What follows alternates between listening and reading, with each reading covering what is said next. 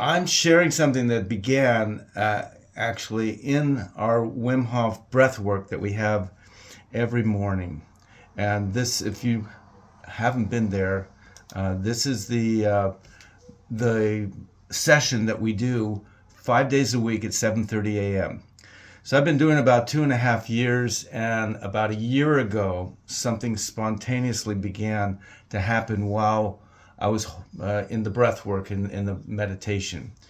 And this is the first thing that happened was I started hearing words, and I started just writing them down in my notebook. And this one, I'll just read it out loud. Create a lengthy piece that will be of severe significance in the aftermath of one's death. Be not afraid of the elemental nature that surrounds such a venture, as it is glorious and serene to leave a completed regency. What does this look like? Offer all modes of expression, neglect none. Be of nervous nature, let the senses speak in heightened attitude, larger than life, full of life and death. The full cycle. Hero's journey can function as one cycle, not the only one. Well, I began to share this with the group. As you can see just on there, Alan Mustow started doing screen captures, and I would read it to the group and let them capture this. And what was amazing is that it started to resonate with the participants in a way that was very, very unexpected. I wouldn't read it, for example, for right away, and people would start talking, and then all of a sudden it'd be like a piece of dialogue that it was contributing to the conversation. And this went on for quite a while. As you can see, my entries, I'm just showing how it multiplied. This is after 6 months, and the group became, for me, a more let's say, mature resonance of these writings. It became like back and forth and talking to people. And my process was like just transcription. I just hear word by word. I had no idea where it was going. And then I'd read it out loud, no editing whatsoever. And then on November 10th, after people were saying, I can't read your handwriting, I decided to start touch typing on the keyboard. And it just, for me, the process was almost identical, except it was already in the computer. And then I started to just keep my records here, just day after day after day, writing this and reading it. And then the next thing that happened on December 13th, I decided to capture this text while we were doing the breath work. This is 20 minutes or so, and plug it into ChatGPT and Dolly and say, generate an image. And this is the first image that came out of this. And it was a pretty remarkable experience because I don't know if Neil's on the call here, but oops, sorry, jump through. Neil had an experience that related to a plant journey where he became a giant cat. And so it was quite remarkable that we started talking about how the images were also starting to go into this sphere. And as I mentioned, this is how we were sharing then in the group and discussing them as a kind of a group experience. And you can see just it started to generate more and more and more stuff. You can see the variety. Now, I personally feel that Dolly is limited in its styles, but you see on the bottom left one, that was all from one prompt, and it had quite a variety of styles. There were just went on and on. This is showing the volume of 5 days a week for the last year. And so some of them I just wanted to point out were pretty amazing. The stories about, fishing and in a very kind of poetic way. I won't take the time to read each one because it'll take too much of our time now, but you can see how it generated an image that the image itself like stoked a lot of resonance and conversation in our group.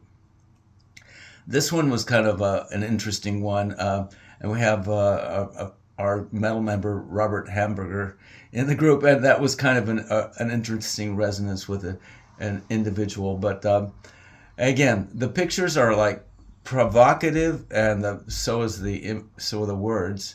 This one, I won't have time to read it, but it was actually a story of a little boy who was very bad boy and ran away, and squirrel chomped on his finger, and all sorts of stuff happened. You can just scan the words, but the wording, I mean, the image itself was really fun to see.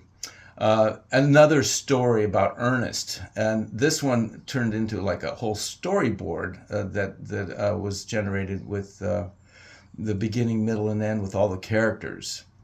And then there were just really strange things, and this I'm showing because there were characters in here, but the styles of Dolly were quite varied with the same theme. You can kind of see similarities of content, but style is really kind of bizarrely different. And it got into very kind of cosmic stuff, and I think that Dolly really pulls a lot of repeated imagery, and you can see some of the things that are going on and on, but some of it I think is somewhat limiting, but it's also provocative, as is this one here, which had to do with some health issues that were going on. And here are more kind of environmental issues and psychological issues that were kind of revealed in the different kind of treatments. Dolly with ChatGPT-4 generally does 2 images with every prompt, so that's why some of these are with 2. And this was one of the more bizarre ones. I said, where did these come from? And there were some maybe key words like the word jackal, of all trades, trickster, of untidy tales. But I don't know how it got to these kind of images, but they're really out there. And then just kind of the musical theme is throughout my life. So something came through for me personally about how music is out there and creating a lot of energy. And I just love these images. This particular image was interesting because we had Freddie Ravel was on the group this, and when he looked at the image, he saw a whole musical theme, which I hadn't seen, and he says, "Hey, this looks like a C7th major chord." And I go, "Wow!" So it kind of had other resonance from the imagery into our group. As was this, there was a lot of the masculine work that we're doing coming through. This was one of the ones I was showing on the earlier one, just the way that a single prompt can generate extremely different styles and images. And now I'm going to continue here. That same prompt generated these images and these images. So it has a way of morphing as it goes, and sometimes a new prompt will change it. For example, this one gave a prompt of these really extraordinary scenes with the volcano and all that, but I never had written a word volcano, but it became part of it. There's a word erupt, and it took it into that way. Now, I decided to dialogue with them, and I said, analyze these images, and it gave me a whole analysis of the images that it had created, as you can see with the action. And then I said, give me an action plan for project development. Let's see what it'll do.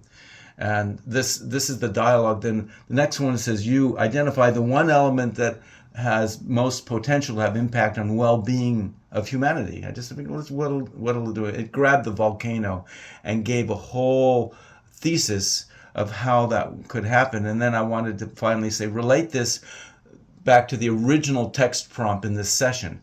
And it did an analysis then of the words in my prompt related to what it had done. Now I tried one other thing here, which was instead of giving it a word prompt, I just doodled one day in the breathing session, and I plopped the image into it, and I said, make a story. And it did exactly that. It created a story with characters, beginning, middle, and end, environments. It was quite an amazing flip around to generate words out of an image like that. And this is an image that I received kind of with an interpretation of how sound spheres, which is something I teach as a sound designer, from the I think I am, I touch, I see, I know, I don't know spheres, into what's happening, where are these words coming from? And I envisioned it kind of like I'll call it a 5-dimensional sound torus, which the silence around there brings in these words. So that I'm kind of investigating that.